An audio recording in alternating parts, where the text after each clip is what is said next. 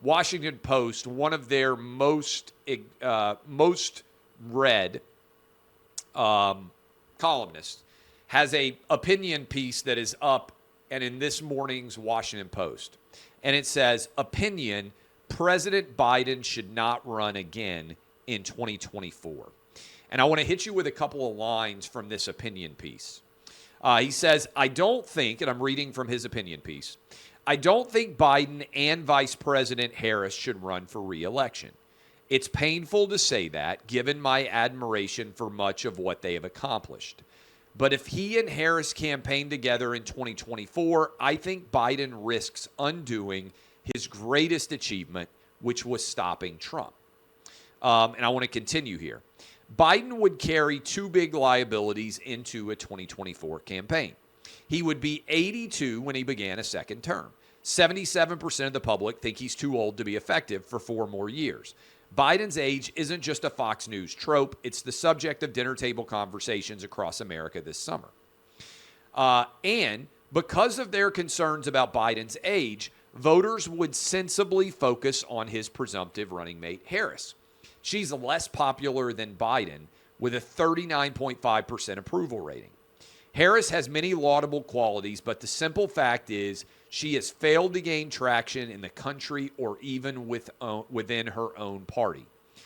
Biden could encourage a more open vice presidential selection process that could produce a stronger running mate. There are many good alternatives, but breaking up the ticket would be a free-for-all that could alienate black women. Biden might end up more vulnerable.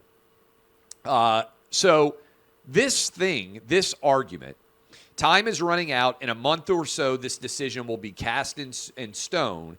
It'll be too late for other Democrats, including Harris, to test themselves in primaries and see whether they have the stuff of presidential readership. So he's arguing that Biden needs to decide not to run in 2024. Implicit in this decision, and why this timing is occurring now, and this is important, is because Democrats are panicked that if Joe Biden ends up stepping down and not running or having some sort of health-related concern at some point in the next 14 months, the election is in 14 months, Kamala Harris will get smoked in the general election. She is far less popular than Joe Biden is. So Democrats aren't just trying to move on from Biden. If they moved on from Biden and he had a really popular vice president, they would be very happy to do that and go younger. They're trying to move on from Biden without getting stuck with Kamala Harris. Because the challenge that Democrats have is, how do you run an identity politics-based presidential campaign and party in general, identity politics obsessed, without putting the black woman who is the vice president at the top of your ticket? The answer is you have to have an open primary, and the Democrat collective primary voters have to decide that they don't want Kamala Harris. So it's not any individual racism or sexism. It's the collective will of the party as a whole. See, Kamala Harris represents what Democrats want the truth to be, which is cosmetic diversity matters more than anything. They like Kamala Harris because she's black and female. The problem is that doesn't matter. She's been bad at the job, just like Biden, who is white and male, has been bad at the job. That's because your sex and your race doesn't determine whether you're going to be good or bad at doing a job. It's a function of your ability to do the job. The meritocracy. The best man or woman wins, regardless of what their identity is. That's anti-everything that Democrats represent now. So this column doesn't happen by accident. It's been talked about for months. This will be read by Joe Biden and every other member of the Washington, D.C. political establishment. And this is a clear decision that was made to try and build an anti-Biden groundswell. And so there's a reason why they didn't put this column out in June or July. They waited until after Labor Day, when everybody is pivoted. We're 4 months away from the vote starting in Iowa, and they want all of that attention now to rain down on Joe Biden and see if the momentum can build to force him out and allow an open primary process. There's interesting data coming out. What's Biden's base now? I think this is important to recognize. You know what Joe Biden's base is? White college graduates. I flagged this because I thought it was so interesting. White college graduates and black voters are basically the only people who are still approving of Joe Biden's presidency. Quinnipiac poll.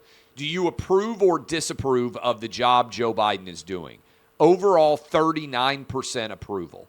On the economy, 35% approval. Men.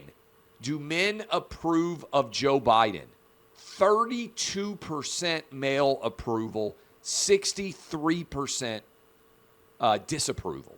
Men, by a 2-to-1 margin, disapprove of the job that Joe Biden is doing. Women disapprove, but it's closer to 50-50.